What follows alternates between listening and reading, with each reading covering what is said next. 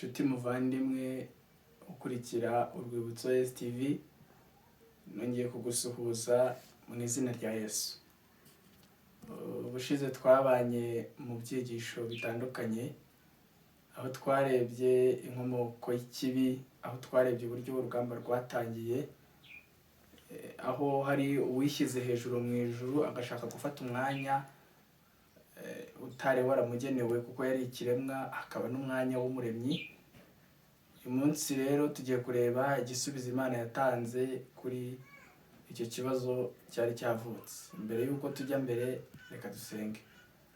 Data mwiza, Mana ikomeye, turagushimiye yuko udukunda, izina ryawe nirihabwe icyubahiro. Duhaye amahirwe yo kongera kwiga ijambo ryawe, turagusabye ngo udutegure kandi udushoboze mu izina rya Yesu, amen.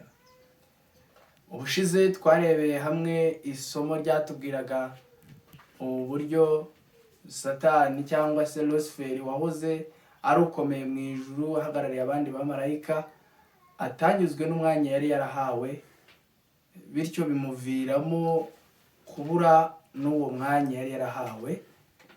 Nk'uko bikunda kugenda kenshi, aho Imana iba yaradushyize cyangwa se aho abakoresha bacu bashobora kudushyira, ni kenshi abantu bagera ku rwego rwo kumva basimbura abakoresha babo. Ibyo rero ni umutima ukomoka kuri se w'ibibi cyangwa se ikibi. Ariyo mpamvu n'igihe Yesu yari ari mu isi yigeze kwigisha abantu arababwira ngo mukomoka kuri so Satani. Ntabwo igihe yababwiraga ngo mukomoka kuri so Satani byari bivuze yuko Satani ari we wari warateye inda ba nyina, nk'uko hari inyigisho z'ibinyoma zivuga ko Adamu icyaha yakoze, tunda yariyeho, ko ari uko yaryamanye n'umudamu we Eva. Ariko nagira ngo nkumenyeshe ko icyo ari ikinyoma, kimwe n'ibindi binyoma byose se w'ibinyoma yazanye ari we Satani. Imana iremye Adamu na Eva yarababwiye ngo mubyare mwororoke mwuzure isi, bisobanuye ko yari bahaye uburenganzira bwo gukora imibonano mpuzabitsina cyangwa se kuryamana nk'abashakanye, kuko ari bwo buryo Imana yari yarateganyije cyangwa yari yarahisemo bwo kugira ngo abantu bororoke. Rero ni ibintu byinshi cyane abantu bagenda bavuga, ariko umwigisha mukuru wigisha abantu ibihabanye n'iby'Imana isaba ni Sekibi cyangwa se Satani. Ariko kandi nagira ngo nkurarike nakubwire ko ibihe turimo ubasha kumenya ukuri bigakunda. Amahitamo ni ayawe, uramutse ubishatse wamenya ukuri bigakunda binyuze muri iki gitabo nakubwiye gifite ibanga rikomeye. Njyewe ubikubwira nuko hari icyo byakoze kuri njye. Ushobora kubibona mu buhamya bwanjye bw'imibereho yanjye no guhinduka kwanjye. Uramutse ushaka kubireba wanyandikira muri comment, hanyuma nkaguha link ushobora kububonaho. Imana rero ifite imbaraga zo guhindura, ifite imbaraga zo gushoboza umuntu, ku muntu wese wemera kubihitamo. Igihe rero umuntu yari amaze gucumura, umuntu yari amaze gukora icyaha, amaze gushukwa n'inzoka cyangwa se amaze gushukwa na Sekibi Satani wahoze ari Luciferi, wari wihanze mu nzoka kugira ngo abashe kwiyegereza umuntu, Imana yateguye igisubizo. Ni ikibazo abantu benshi bajya bibaza ngo ese kuki Imana itahereye kwirimbura Satani? Ariko ndagira ngo nkwibutse iki kintu nshuti muvandimwe, Imana yacu ntabwo ihinduka, nta nubwo ijya yivuguruza. Igihe yateguraga kurema umuntu mu migambi yayo no mu bushobozi bwayo, yabonye ko hari ikibi kizaduka, hari ibitazagenda neza, itegura amahirwe yose yatuma icyo kibi cyadutse kibasha gutsindwa. Nyamara ntabwo uwo cyari cyadutsemo yahisemo kunyura inzira Imana yamwerekaga. Rero ayo mahitamo yagize, Imana yari yayabonye kandi yari yazi, ariko ntabwo yafashe umugambi wo kuvuga ngo reka mbyihorere kure mu muntu kubera ko mbonye ko azacumura. Ahubwo Imana nk'Imana nyine ifite imigambi ikomeye, Imana itivuguruza, yaje gukomeza ishaka igisubizo. Wakwibaza ngo kuki Imana itarimbuye Satani? Imana ntabwo yigeze iteganya cyangwa itegura ko abantu bazayiyoboka nk'aho ari telekomande umuntu ashobora gutunga kuri televiziyo igakora ibyo ishaka. Oya, ahubwo Imana yateguye ko abayikunda, abayihisemo bayiyoboka babyishimiye. Urukundo rero ntabwo rugurwa, nta nubwo ari agahato, nubwo muri iyi minsi y'imperuka ibintu byicanze, aho abantu bavuga ngo barakundana ariko mu kuri bafite ibindi bintu bagendeyeho.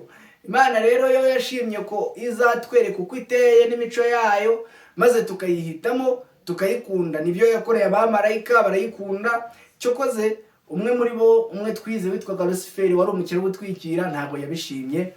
Urwo rugamba rwabereye mu ijuru akarurwana ndetse agatsindwa, rwakomereje mu isi. Ntabwo Imana rero ifite uruhare mu kubaho kw'icyaha, ahubwo Imana yo yateguye igisubizo, ari cyo tugiye kurebaho muri aka kanya. Iyo dusomye muri Bibiliya mu gitabo cy'Itangiriro igice cya 3 ku murongo wa 15, dusoma amagambo avuga ngo nzashyira urwango hagati yawe n'uyu mugore, no hagati y'urubyaro rwawe n'umwe, ruzagukomeretsa umutwe nawe uzarukomeretsa agatsitsino. Ayo magambo yabwiwe inzoka, ariko kandi ya nzoka yahisemo gucumbikira Satani. Mu byahishuwe twayibonye nk'inzoka ya kera yitwa umwanzi na Satani. N'ubuhanuzi rero bwagaragazaga ko hari imbaraga zizakomoka mu rubyaro, maze izo mbaraga zivuye mu rubyaro zikazarema, zikazatanga imbaraga, zikazajanjagura imbaraga za Satani n'imbaraga z'umwijima zose z'abamarayika bamuyobotse. Nyamara nazo izo mbaraga z'umwijima zagombaga kugira icyo zimukoraho. Kuba rero zaragize icyo zibasha kumukoraho, kandi kuba zibasha kugira icyo zakora, ni bigaragarira mu buhanuzi ndetse no mu mateka y'ibyabaye, aho Imana yohereje Kristo umwana wayo umwe. Lusiferi yagiriye ishyari agashaka kuba mu mwanya nk'uwe. Lusiferi yayikundaga cyane, yashakaga kwikuza. Umwana w'Imana we ntabwo yashatse kwikuza, ahubwo umwana w'Imana yemeye kumvira ubushake bwa se, ahitamo kuza gucungura umuntu. Byarashobokaga ko amategeko y'Imana, wenda Imana yavuga ati mbonye ko ukunda abantu, none mwana wanjye ntabwo ugipfuye, ahubwo iyizire. Njya numva n'inyigisho nyinshi cyane zamamaye ahantu hose yuko amategeko y'Imana ngo yavuyeho, ariko nagira ngo nkubwire ko wa wundi wavugiye muri Edeni akabwira ababyeyi bacu ba mbere, akababwira ngo ubwo Imana yababwiye ngo nimurya kuri iki giti muzapfa, ntabwo muzapfa, ahubwo muzaba nk'Imana, amaso yanyu azahweza mube nkayo. Wa wundi wabashutse akababwira ko nibakora ibintu Imana yababujije bazabaho neza, bakagubwa neza. N'uyu munsi aracyagushuka, n'uyu munsi nanjye aracyanshuka, ariko dufite amahirwe yo kutemera ibyo ari kudushukisha. Aragira gutya akakubwira ngo amategeko y'Imana Yesu yaje kuyakuraho, umwana w'Imana yaje ari igisubizo ngo yavaneho kuko ngo yari yaratunaniye. Ariko nagira ngo nkubwire ko amategeko y'Imana arakomeye ndetse aratangaje, ndetse nakubwira ko amategeko y'Imana niyo agaragaza imico yayo, niyo agaragaza urufatiro rwayo, ku buryo mu ijuru nta uhangara rwose kunyeganyeza amategeko y'Imana. Nagira ngo nongere mwibutse ko Imana yayiyandikiye ku bisate by'amabuye n'urutoki rwayo, kubera yuko ayo mategeko y'Imana akomeye. Nyamara nubwo bimeze gutyo, Imana imaze kubona umuntu yishe amategeko yayo, kandi itegeko ry'Imana riravuga ngo ibihembo by'ibyaha ni urupfu. Abantu bose bagombaga gukomoka muri Adamu bagombaga kurimbuka. Wagira ngo se byagenda gute? Mu gitabo cy'Itangiriro mu gice cyaho cya 3 tuhasoma amagambo avuga ngo gututubikana ko mu maso yawe niko kuzaguhesha umutsima, urinde ugeze ubwo uzasubira mu butaka. Uri umukungugu, mu mukungugu nimo wakuwe. Birababaje kandi biratangaje ko umuntu wari wahawe imbaraga y'umwuka w'Imana, umuntu wari waje guturwamo na Kristo, akagira imico y'Imana, tuzabireba mu cyigisho kizakurikiraho, akaba afite imico itunganye, yarageze ku rwego rwo kwitwa umukungugu, uzasubira mu mukungugu bikagira gute? Bikarangira. Kubera iki? Kuko amategeko y'Imana iyo yishe, ibihembo by'ibyaha ni urupfu. Ndetse na Satani, uyu nguyu wayobeje abantu bose, wakomeje kuvuga yuko abantu bamuhisemo, akavuga ko ingoma yari nziza, Imana yamuhaye igihe kugira ngo agaragarize abantu, agaragarize abamarayika ubutware bwe n'uburyo yari kuyobora isi n'ijuru bikagenda neza. mbese mwene data ndi kukubaza aho uri mu buzima uri kunyuramo. Iyo urebye ibyo Satani dukora ubona iyi si iyobowe na Satani ari ufite uburenganzira no kwishyira akizana, ubona wahitamo yuko azakomeza kukuyobora ukazanakomeza ukabaho Satani ari ukomeje kuyobora isi. Nakubwira ko njyewe ntabwo nabihitamo rwose, kubera yuko ibye ni ukudushuka tugakora ibyaha, maze kandi twamara gukora ibyaha akaduhururiza abaza kudufata bakaduhanira ibyo byaha twakoze.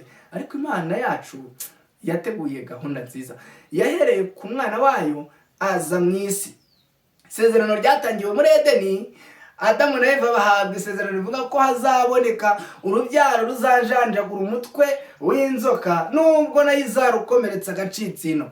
Byakomereje kwa Aburahamu, maze Aburahamu ahabwa isezerano rivuga ngo mu rubyaro rwawe nibwo isi izabonera umugisha. Kandi nagira nkubwire ko ubuhanuzi bw'Imana butibeshya. Niba ushaka n'ubundi uzakomeza ubukurikirane, uzabona ko iby'Imana yagiye ivuga byagiye bisohora. Uti byagenze gute? Iyo dusomye muri Matayo igice cya mbere tuhabona amasekuruza ya Yesu Kristo. Baratubwira ngo amasekuruza ya Yesu Kristo mwene Dawidi mwene Aburahamu ngaya. Batubwira ko Aburahamu yabyaye Isaka, Isaka akabyara Yakobo, Yakobo akabyara Yuda na bene se, Yuda akabyara Peresi na Zera kuri Tamari. Biratangaje cyane ko Imana isezerano yatangiye muri Adamu ryaje gukomereza muri Aburahamu, kandi no kwa Dawidi ryagezeyo biza kurangira umwana avukiye mu muryango wa Yosefu kandi avukira mu muryango wa Mariya, aho habonetse imbaraga idasanzwe kandi habonetse ubushobozi budasanzwe ubwo imbaraga y'Umwuka Wera yatumye habaho gusama kudasanzwe, maze Mariya asama inda y'Umwuka Wera, bityo abasha kubyara umwana. Mbese uwo mwana ngo yagombaga kuzakora iki?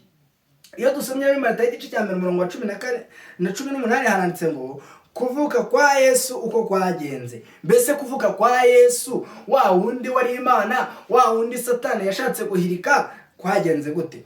Kuvuka kwa Yesu Kristo kwagenze gutya. Nyina Mariya yari yarasabwe na Yosefu, ariko yari ataramurongora. Babona afite inda y'Umwuka Wera. Umugabo we Yosefu, kuko yari umukiranutsi kandi adashaka kumukoza isoni ku mugaragaro, yigira inama yo kumubenga rwihishwa. Akibitekereza, marayika w'Umwami Imana amubonekera mu nzozi ati, Yosefu mwene Dawidi, witinya kurongora umugeni wawe Mariya, kuko imbuto imurimo ari Umwuka Wera. Azabyara umuhungu, uzamwite Yesu, kuko ari we uzakiza abantu be ibyaha byabo. Ndagira ngo nkubwire ko Yesu atapfuye kuvuka gutyo gusa.